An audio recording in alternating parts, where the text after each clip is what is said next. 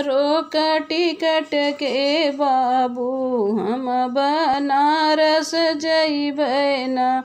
रेलिया रोक टिकट के बाबू हम बनारस जइबै ना।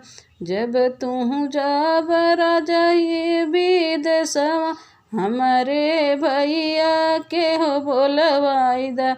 हम नैहरवा जइबै ना।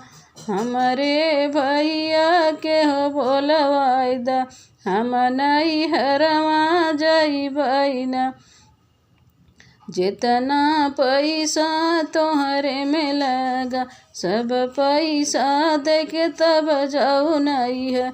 पैसा दे के जाबै राजा जैसे रहे मैं बाबा घर कुंवारी। जैसे रहे हम बाबा घर कुमारी वैसे बनाई के जाय ना।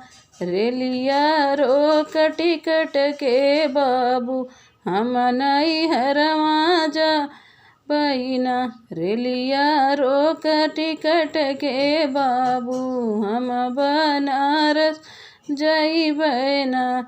जब तू राजा जइब विदेशवा हमारे भैया के हो बोलवाई दा। हम नैहरवा जइबै ना।